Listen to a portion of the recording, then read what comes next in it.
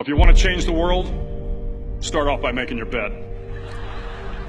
If you make your bed every morning, you will have accomplished the first task of the day. It will give you a small sense of pride, and it will encourage you to do another task, and another, and another.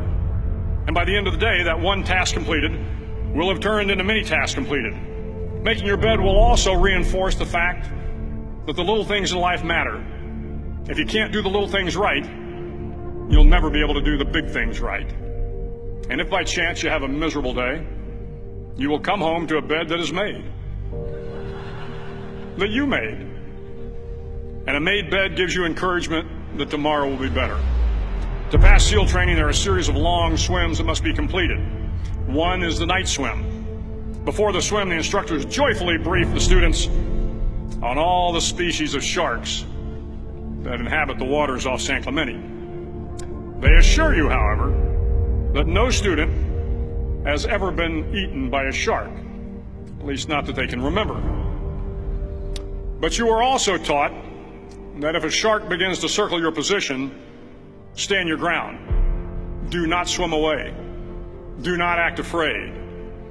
And if the shark, hungry for a midnight snack, darts towards you, then summons up all your strength and punch him in the snout, and he will turn and swim away. There are a lot of sharks in the world. If you hope to complete the swim, you will have to deal with them. So if you want to change the world, don't back down from the sharks. Over a few weeks of difficult training, my SEAL class, which started with 150 men, was down to just 42. There were now 6 boat crews of 7 men each. I was in the boat with the tall guys, but the best boat crew we had was made up of the little guys, the Munchkin crew, we called them. No one was over 5'5". The Munchkin boat crew had 1 American Indian, 1 African American, 1 Polish American, 1 Greek American, 1 Italian American, and 2 tough kids from the Midwest.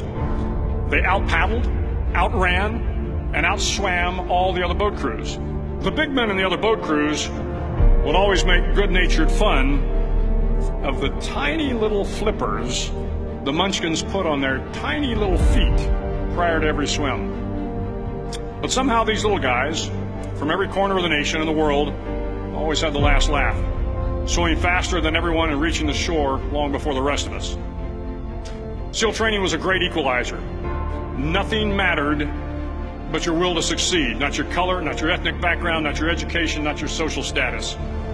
If you want to change the world, measure a person by the size of their heart, not by the size of their flippers. The 9th week of training is referred to as Hell Week. It is 6 days of no sleep, constant physical and mental harassment, and 1 special day at the Mud Flats. The Mud Flats are an area between San Diego and Tijuana where the water runs off and creates the Tijuana Sloughs, a swampy patch of terrain where the mud will engulf you.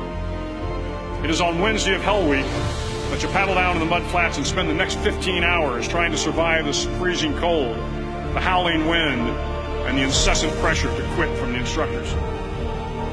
As the sun began to set that Wednesday evening, my training class, having committed some egregious infraction of the rules, was ordered into the mud. The mud consumed each man till there was nothing visible but our heads. The instructors told us we could leave the mud if only 5 men would quit. Only 5 men, just 5 men, and we could get out of the oppressive cold. Looking around the mud flat, it was apparent that some students were about to give up. It was still over 8 hours till the sun came up. 8 more hours of bone-chilling cold. The chattering teeth and the shivering moans of the trainees were so loud, it was hard to hear anything. And then one voice began to echo through the night. One voice raised in song. The song was terribly out of tune, but sung with great enthusiasm. One voice became 2, and 2 became 3, and before long, everyone in the class was singing. The instructors threatened us with more time in the mud if we kept up the singing, but the singing persisted, and somehow the mud seemed a little warmer, and the wind a little tamer, and the dawn not so far away. If I have learned anything in my time traveling the world, it is the power of hope, the power of one person, a Washington, a Lincoln, King, Mandela, and even a young girl from Pakistan, Malala. One person can change the world by giving people hope.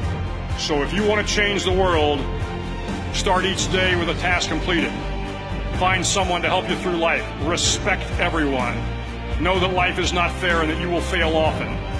But if you take some risks, step up when the times are the toughest, face down the bullies, lift up the downtrodden, and never ever give up.